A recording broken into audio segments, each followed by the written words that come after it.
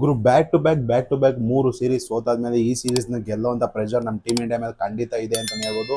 ಜಿಂಬಾಬ್ವೆನಂತೂ ನೀವು ಕಡೆಗಣಿಸೋಕ್ಕಾಗೋದೇ ಇಲ್ಲ. ಯಾಕಂತೇಳಿದ್ರೆ T20 world ಕಪ್ಪಲ್ಲಿ ಕೂಡ ಚೆನ್ನಾಗಿ ಪರ್ಫಾರ್ಮೆನ್ಸ್ ಮಾಡಿದ್ದಾರೆ ಜಿಂಬಾಬ್ವೆ ಟೀಮ್ ಅಂತಲೇ ಹೇಳ್ಬೋದು.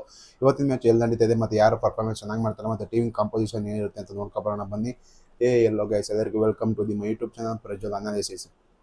ಗುರು, ಐರ್ಲೆಂಡಿಂದ ಸ್ಟಾರ್ಟ್ ಆಗಿ ನಮ್ಮ ಇಂಡಿಯಾದು ಡೌನ್ಫಾಲು, ಇನ್ನು ಇಂಡಿಯಾದು ರೈಸೇ ಆಗಿಲ್ಲ ಅಂತಲೇ ಹೇಳೋದು. ಯಾಕೆಂತೇಳಿದ್ರೆ ಐರ್ಲೆಂಡ್ ಮೇಲೆ 3-0 ಸೋಲ್ತೀವಿ ನಾವು.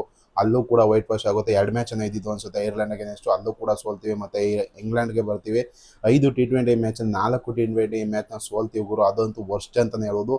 ಮತ್ತು ಒಂದು ಮ್ಯಾಚ್ ವಾಶ್ ಔಟ್ ಆಗುತ್ತೆ ಮಳೆಯಿಂದ. ಅದಾದ್ಮೇಲೆ ನಿಮಗೆ ಓಡಿಯ ಕೂಡ ಮೊದಲನೇ ಮ್ಯಾಚ್ನ ಗೆಲ್ತೀವಿ. ಅದಾದ್ಮೇಲೆ 2 ಮ್ಯಾಚು ಕೂಡ ಇಂಗ್ಲೆಂಡ್ ಅವ್ರು ಸಾಕಷ್ಟು ಡಾಮಿನೇಟಿಂಗ್ ಕ್ರಿಕೆಟ್ನ ಆಡ್ತಾರೆ ಅಂತ ಹೇಳ್ಬೋದು.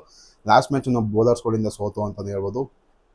ಈಗ ಇಂಗ್ಲೆಂಡ್ ಮೇಲೆ ಸೋತಾದ್ಮೇಲೆ ಮತ್ತು ಐರ್ಲೆಂಡ್ ಮೇಲೆ ಸೋತಾದ್ಮೇಲೆ ನಾವು ಜಿಂಬಾಬ್ವೆಗೆ ಟೂರ್ ಮಾಡಿದ್ದೀವಿ ಅಂತ ಹೇಳ್ಬೋದು. ಈ ಟೂರಲ್ಲಿ ಮೇನ್ ಟೀಮ್ ಇಲ್ಲ ಅಂತ ಹೇಳ್ಬೋದು. ಇಲ್ಲಿ ಅಭಿಷೇಕ್ ಶರ್ಮಾ ಅವರು ಇದ್ದಾರೆ. ಅಭಿಷೇಕ್ ಶರ್ಮಾಗೆ ಚಾನ್ಸ್ ಕೊಡಬಾರ್ದು, ಅವ್ರನ್ನ ಸ್ವಲ್ಪ ಕುಣಿಸ್ಬಿಟ್ಟು ಇಲ್ಲಿ ವೈಭವ್ ಸೂರ್ಯವಂಶಿ ಹಾಗೂ ಪ್ರಭ್ಸಿಮ್ರನ್ ಸಿಂಗ್ನ ಟ್ರೈ ಮಾಡ್ತಾರೆ ಅಂತ ಅನಿಸ್ತಿದೆ. ಯಾಕೆಂದರೆ ಪ್ರಭ್ಸಿಮ್ರನ್ ಸಿಂಗ್ ಕೂಡ ಸಖತ್ತಾಗಿ ಆಡಿದ್ದಾರೆ IPL ಅಲ್ಲಿ.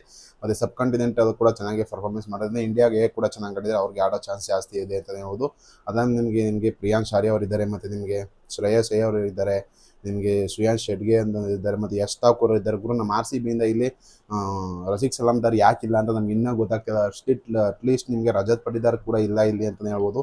ಯಾಕೆ ಏನು ಮಾಡ್ತಿದ್ದಾರೆ ಅಂತ ಗೊತ್ತಿಲ್ಲ. ಅಕ್ಷರ್ ಪಟೇಲ್ ಅವರಿಲ್ಲ, ಟೆಸ್ಟ್ ಕೊಟ್ಟಿದ್ದಾರೆ. ಮತ್ತು ಸಂಜು ಸ್ಯಾಮ್ಸನ್ ಅವರಿಲ್ಲ, ಹರ್ಷದೀಪ್ ಸಿಂಗ್ ಅವರಿಲ್ಲ, ಮೇನ್ ಬೌಲರ್ಸ್ಗಳು ಯಾರು ಇಲ್ಲ ಅಂತ ಹೇಳ್ಬೋದು. ಇಲ್ಲಿ ಮಯಾಂಕ್ ಯಾದವ್ ಮತ್ತು ಯಶ್ ಠಾಕೂರ್ ಅವ್ರಿಗೆ ಮತ್ತೆ ಚಾನ್ಸ್ ಸಿಗುತ್ತೆ ಅಂತ ಹೇಳ್ಬೋದು. ಚೆನ್ನಾಗಿ ಪ್ರೂವ್ ಮಾಡ್ಕೋಬೇಕಾಗುತ್ತೆ ಅವರು. ಅದಾದ್ಮೇಲೆ ನಿಮಗೆ ಜಿಂಬಾಬ್ವೆ ಕಡೆ ಬರೋದಾದ್ರೆ ಸಿಕಂದರ್ ರಾಜಾ ಮತ್ತು ಬ್ಲೆಸ್ಸಿಂಗ್ ಮುಜಾರ್ಬಾನಿ ಕೂಡ ಇದ್ದಾರೆ ಗುರು ಈ ಜಿಂಬಾಬ್ವೆ ಟೀಮಲ್ಲಿ ಅಂತ ಹೇಳ್ಬೋದು. ಸಖತ್ತಾಗಿರುವಂಥ ಮ್ಯಾಚ್ನ ಆಗ್ತಾರೆ ಇಲ್ಲಿ ಜಿಂಬಾಬ್ವೆ ಅವರು. ಅಷ್ಟು ಈಸಿಯಾಗಿ ಅವ್ರು ಗೆಲ್ಲೋದಕ್ಕಂತೂ ಕೊಡೋದಿಲ್ಲ ನಮ್ಮ ಇಂಡಿಯಾ ಟೀಮ್ಗೆ. ಇದು RRI ಸ್ಪೋರ್ಟ್ಸ್ ಕಪ್ ಜಿಂಬಾಬ್ವೆ ನಡೀತಾ ಇರುವಂಥ ಮ್ಯಾಚ್ ಇದು. 3 T20 ಮ್ಯಾಚು ಕೂಡ ಅದೊಂದೇ ಒಂದೇ ಗ್ರೌಂಡಲ್ಲಿ ನಡೆಯುತ್ತೆ.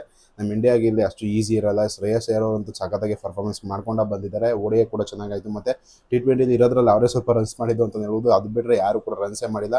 ಶ್ರೇಯಸ್ ಅಯ್ಯರ್ ಅವರ ಕ್ಯಾಪ್ಟನ್ಸಿಲಿ ಗೆದ್ದರೆ ಮೊದಲನೇ ಜಯ ಆಗುತ್ತೆ ಗುರು. ಆಲ್ಮೋಸ್ಟ್ ಎಷ್ಟು 6-7 ಮ್ಯಾಚ್ನ ಲೀಡ್ ಮಾಡಿರೋಂಥ ಶ್ರೇಯಸ್ ಅಯ್ಯರ್ ಅವರಿಗೆ ಇನ್ನು ಮೊದಲನೇ ವಿಕ್ಟ್ರಿಗೋಸ್ಕರ ಶ್ರೇಯಸ್ ಅಯ್ಯರ್ ಅವರು ಕಾಯ್ದಿದ್ದಾರೆ ಅಂತ ಹೇಳಿದ್ರೆ ನಂಬಕ್ಕೆ ಆಗ್ತಿಲ್ಲ. ಈ ಮ್ಯಾಚ್ ಆದರೂ ಗೆದ್ದು ನಮ್ಮ ಇಂಡಿಯಾದವ್ರು ಸೀರೀಸ್ನ ವೈಟ್ ವಾಶ್ ಮಾಡಿ, ಇದು ಏನು ಗೆದ್ದರೂ ಸೋತ್ರೂ ಲೆಕ್ಕನೇ ಆಗಲ್ಲ ಗುರು. ಕ್ವಾಲಿಟಿ ಟೀಮ್ ಮೇಲೆ ನಾವು ಗೆಲ್ಲಬೇಕಾಗಿತ್ತು, ಗೆಲ್ಲಿಲ್ಲ. ಅಟ್ಲೀಸ್ಟ್ ಚಿತ್ರಗಳ ಮೇಲೆ ಅವರು ಗೆಲ್ತಾರೆ ಅಂತ ಅನಿಸ್ತದೆ. ನಿಮಗೆ ಅನ್ಸೋದು ಕಮೆಂಟ್ ಮಾಡಿ. ವಿಡಿಯೋ ನಿಮ್ಗೆ ಇಷ್ಟ ಲೈಕ್ ಮಾಡಿ, ಶೇರ್ ಮಾಡಿ, ಸಬ್ಸ್ಕ್ರೈಬ್ ಮಾಡಿ.